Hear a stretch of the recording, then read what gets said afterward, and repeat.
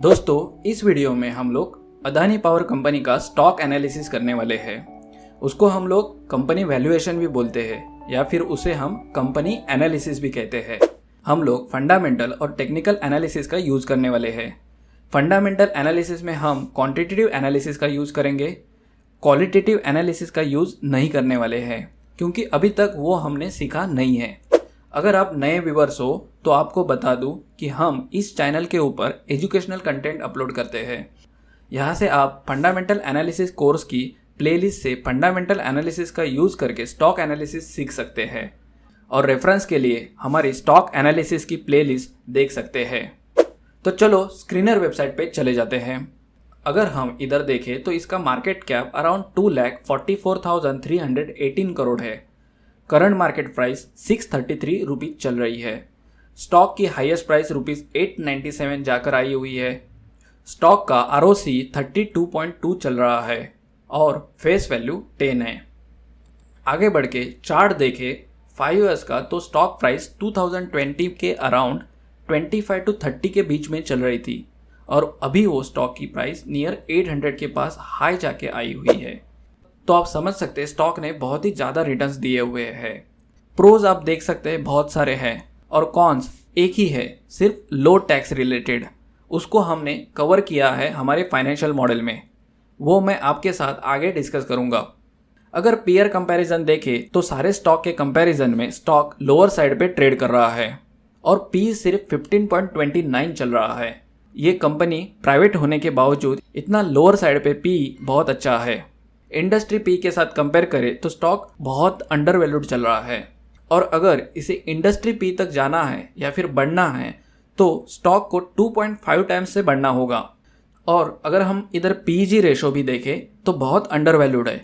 तो ये ऊपर की चीज़ों से हमें स्टॉक बहुत अट्रैक्टिव नज़र आता है। अगर प्रॉफिट एंड लॉस स्टेटमेंट में देखें तो कंपनी का रेवेन्यू अच्छा खासा ग्रो हुआ है, उसके बाद ऑपरेटिंग मार्जिन भी अच्छा है, फिर नेट प्रॉफिट भी अच्छा ग्रो हुआ है। तो कंपनी की प्रॉफिट एंड लॉस स्टेटमेंट ऊपर से अच्छी दिख रही है। अगर बैलेंस शीट देखें तो रिजर्व ग्रो हो रहा है, फिर लोन देखें तो वो भी कम हो रहा है, फिर फिक्स असेट्स देखें तो भी कंपनी के पास वो अच्छे खासे है। तो बैलेंस शीट में देखें तो सारी चीज़ें अच्छी दिख रही है। तो चलो अभी हम फाइनेंशियल मॉडल पे चले जाते हैं। इधर देखेंगे तो हमने इनकम स्टेटमेंट और बैलेंस शीट का डेटा ऑलरेडी लिया हुआ है। इधर स्टॉक का डेटा भी लिया हुआ है। अजम्पशन डेटा के ऊपर अभी बात नहीं करेंगे, ऑलरेडी कैसे डेटा यूज करना है वो हमने समझा है। तो अभी वापस उसी के ऊपर डिस्कस करके टाइम वेस्ट नहीं करते हैं। अगर आपको अजम्पशंस कैसे करना है वो समझना है तो आप प्रीवियस वीडियोस को देख सकते हैं। तो अभी हम डायरेक्टली मूव करके इनकम स्टेटमेंट को समझते हैं। अगर हम इनकम स्टेटमेंट में देखें तो रेवेन्यू ऑलरेडी अच्छा खासा ग्रो हो रहा था, उसी रेंज में रेवेन्यू और बढ़ सकता है और वो रेवेन्यू और अच्छा खासा ग्रो होते हुए दिख सकता है। आज के तारीख में अदर इनकम को कंसिडर करके 60,000 करोड़ का रेवेन्यू है। वो 60,000 करोड़ का रेवेन्यू 1,05,000 करोड़ के एवरेज रेंज में बढ़ सकते हुए दिख सकता है। उसके बाद अगर हम लोग नीचे प्रॉफिट्स में देखते हैं तो इधर देखो नेट इनकम में ऑलरेडी 20,000 करोड़ तक वो प्रॉफिट अचीव कर रही है, लेकिन इसमें इन्होंने टैक्स कंसिडर नहीं किया है।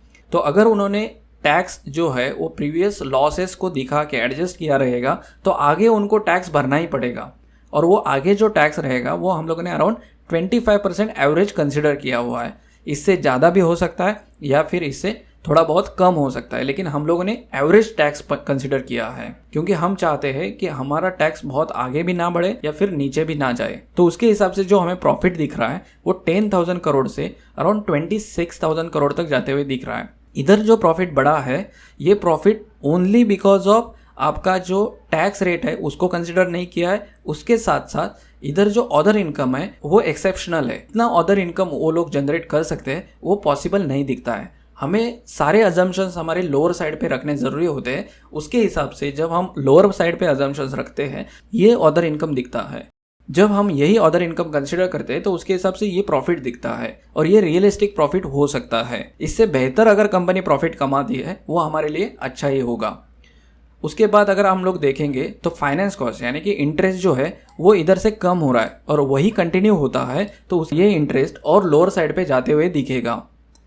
अगर हम लोग आगे बढ़ेंगे और बैलेंस शीट में देखते हैं तो ओवरऑल जो लॉन्ग टर्म लोन है वो उन्होंने ऑलरेडी कम किया है, और वही आप देखेंगे तो अजम्पशंस में वो ऑलमोस्ट जीरो होने के चांसेस है, क्योंकि प्रॉफिट कमा रही है कंपनी तो रीपे कर सकती है अपने लोन्स को, और अच्छे खासे पोजीशन में उनकी बैलेंस शीट दिख सकती है।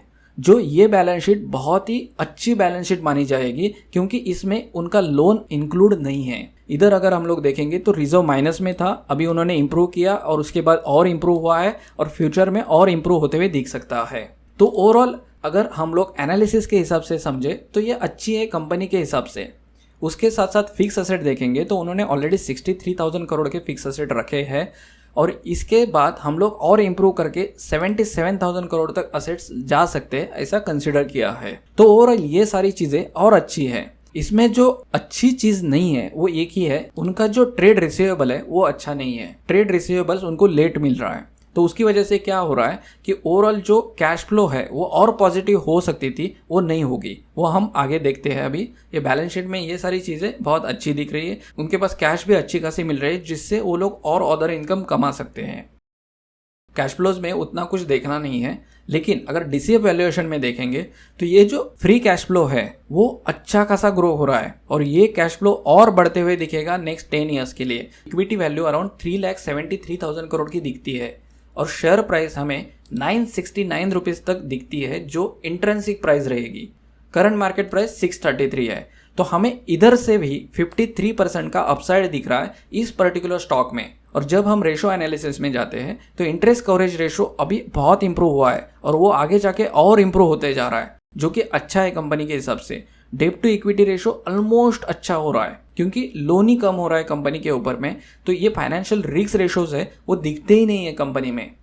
उसके बाद जब हम ऑपरेटिंग इफिशिएंसी रेशोज में देखेंगे तो एक रेशो उनका खराब दिख रहा है, वो है कैश कन्वर्जन साइकिल का, और वो अगर वो लोग इंप्रूव करते हैं तो इससे और कैश जनरेट होगी कंपनी में, लेकिन इससे खराब होते हुए नहीं दिख सकता है अजम्पशंस में। इसके लिए हम लोगों ने हायर साइड पे कैश कन्वर्जन साइकिल कंसिडर किया है। आप अगर इधर देखेंगे तो कैश कन्वर्जन साइकिल वो लोग इंप्रूव कर रहे हैं ओवरऑल 2021 से 2024 के बीच में, और हम लोगों ने क्या किया है, cash conversion cycle worst condition में पकड़ा है, और उसकी वजह से ये हायर साइड पे है। हमें उस तरह का वैल्यूएशन करना चाहिए जिसमें कंपनी के पास इंप्रूवमेंट के चांसेस हो, लेकिन लोअर साइड पे अगर परफॉर्म करती है तो वर्स्ट केस में क्या परफॉर्म करेगी वो हमें देखना जरूरी होता है। इधर हम लोगों ने फ्री कैश फ्लो कैलकुलेट नहीं किया है, वो कैलकुलेट करना चाहिए था। अगर इधर हम लोग फ्री कैश फ्लो करेंगे तो आप लोगों को समझ में आएगा। इधर हम लोगों ने कैलकुलेट नहीं किया है, इसको कैलकुलेट करके मैं इस शीट को अपडेट करूंगा। इसके बाद ये फ्री कैश फ्लो अच्छा है क्योंकि ये ग्रो हो रहा है। अगर आगे बढ़ेंगे और ग्रोथ रेशोज देखेंगे तो बहुत अच्छे दिख रहे हैं। उसके बाद प्रॉफिटेबिलिटी रेशोज भी बहुत अच्छे दिख रहे हैं। अगर हम और आगे बढ़ेंगे और वैल्यूएशंस में देखेंगे तो आप देख सकते हैं हम लोगों ने पीई में इधर रेड मार्क किया है। हम लोगों ने पीई में ईपीएस को कंसीडर किया है, एडजस्टेड ईपीएस को कंसीडर नहीं किया है। ईपीएस ग्रोथ रेट भी उसी तरह से हम लोगों ने चेंज किया है। तो अगर हम देखें तो कंपनी ने ऑलरेडी अच्छा रिटर्न दिया है, और फ्यूचर में हमें लगता है कि 2025 में अराउंड 45% तक रिटर्न आ सकता है, और उसके बाद कंपनी का स्टॉक थोड़ा नीचे जाते हुए दिखता है, और उसके बाद वापस कंपनी अच्छा रिटर्न देते हुए दिखती है। अराउंड स्टॉक की प्राइस 1500 रुपीज़ तक जाते हुए दिखती है 2027 तक, यानी कि इधर से और 3 इयर्स के बाद उतनी प्राइस जानी चाहिए हमारे एनालिसिस के हिसाब से, और उसके बाद वो प्राइस वापस नीचे आ सकती है, वापस सारे रेशोज़ को इंप्रूव होकर वो प्राइस अराउंड 35% रिटर्न दे सकती है इसके बाद भी।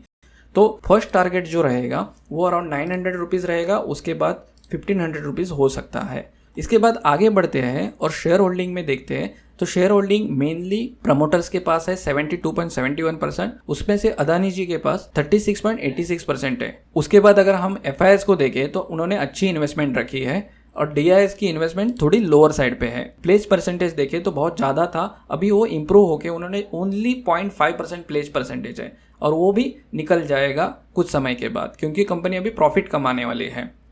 इसके बाद शेयर प्राइस एनालिसिस में आते हैं तो शेयर प्राइस 47 रुपीज़ थी 2014 में, उसके बाद वो कम होके 23 रुपीज़ आई थी, और उसके बाद ये जो प्राइस बढ़ी है वो अराउंड 633, और आपने देखा रहेगा 800 रुपीज़ तक भी प्राइस जा चुकी है। तो ओवरऑल प्राइस अच्छी खासी ग्रो हो चुकी है, लेकिन अभी भी अपॉर्चुनिटी लगती है कि फ्यूचर में और प्राइस ग्रो हो सकती है।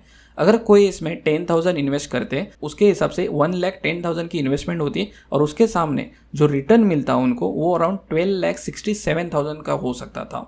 तो ये इन्वेस्टमेंट के सामने उनका जो रिटर्न था वो 10 टाइम हो जाता था। तो ओवरऑल ये सारी चीज़ों की वजह से कंपनी बहुत ही अच्छी दिख रही है और आगे जाके ये कंपनी शायद डिविडेंड अच्छा दे सकती है, क्योंकि वो लोग अच्छा खासा कैश जनरेट कर रहे हैं तो डिविडेंड भी उनको अच्छा मिलेगा। तो ये सारी चीज़ों को जब हम देखते हैं तो ये कंपनी बहुत ही अच्छी दिखती है। तो चलो अभी इन सारी चीज़ों के बाद टेक्निकली एक बार नज़र डालते हैं कि कंपनी का शेयर प्राइस कैसे दिख सकती है चार्ट के ऊपर, और उसके लिए हम लोग इन वैल्यूएशंस को यूज़ करेंगे। अगर हम चार्ट्स को देखें तो ये वीकली चार्ट है। अभी प्राइस ₹633 चल रही है और करंटली प्राइस सपोर्ट पे ही चल रही है। तो अभी हम सपोर्ट ड्रॉ कर लेते हैं। उसके बाद का हमें सपोर्ट 570 के प्राइस के नज़दीक में मिल रहा है, वो भी ड्रॉ कर लेते हैं। इसके बाद हमें सपोर्ट नियर बाय 500 रुपीज़ दिख रहा है, वो भी ड्रॉ कर लेते हैं। First target around technically 900 rupees दिख रहा है और ये रेजिस्टेंस भी है। प्राइस इधर थोड़ी ऊपर नीचे हो सकती है और फिर हमें टारगेट प्राइस मिल सकती है जो कि अराउंड 1450 रुपीज़ रहेगी। ये प्राइस हम लोगों ने फाइनेंशियल मॉडल से ली हुई है, क्योंकि हम फंडामेंटल एनालिसिस को बैकबोन करके यूज करते हैं और टेक्निकल एनालिसिस से टारगेट ड्रॉ करते हैं और मोस्टली सपोर्ट्स देखते हैं। अभी और आगे बढ़ेंगे और समझेंगे कि टेक्निकली इस सपोर्ट को अगर ये प्राइस ब्रेक करती है तो नेक्स्ट प्राइस हमें 570 मिल सकती है। तो ये एवरेज करने के हिसाब से अच्छी प्राइस रहेगी। और अगर स्टॉक और भी इस सपोर्ट को ब्रेक करता है तो हमें ₹500 के पास एवरेज करने के लिए ये स्टॉक मिल सकता है। अगर एक अंडर वैल्यूड स्टॉक है और वो आपको और नीचे के प्राइस पे मिलता है तो वो हमारे इन्वेस्टमेंट पॉइंट ऑफ व्यू से बहुत अच्छी प्राइस रहेगी, और वो प्राइस हमें मिलती है तो हमें एवरेज करना चाहिए। ऑफकोर्स हम उस वक्त प्राइस क्यों गिर रही है उसके ऊपर एनालिसिस करते हैं, लेकिन अगर स्टॉक मार्केट ओवरऑल गिर रहा है इसके लिए प्राइस गिर रही है तो एवरेज करने के हिसाब से इस तरह के स्टॉक्स अच्छे होते हैं, क्योंकि हमें एक अच्छी एवरेज प्राइस मिल जाती है। और जब आप इस एवरेज प्राइस से आप टारगेट प्राइस तक रुकते हैं तो हमें और अच्छा रिटर्न मिलता है।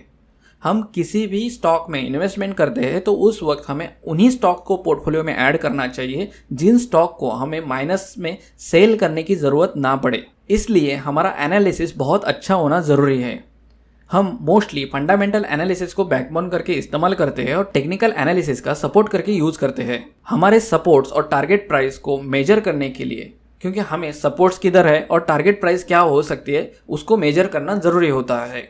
ऐसा मिक्स एनालिसिस होने की वजह से हमें एक अच्छी प्राइस मिलती है। अगर हम अभी के प्राइस पे एंट्री करते हैं और हमें टारगेट अच्छी होता है वो भी हमारे लिए अच्छा होता है, और हमें अगर स्टॉक नीचे गिरता है और हमें एवरेज प्राइस मिलती है वो भी हमारे लिए अच्छे होता है। तो ये दोनों चीज़ें अच्छी होने की वजह से टेक्निकली और फंडामेंटली एंट्री अच्छी लेवल पे मिल जाती है और एग्जिट भी अच्छे लेवल पे मिल जाती है।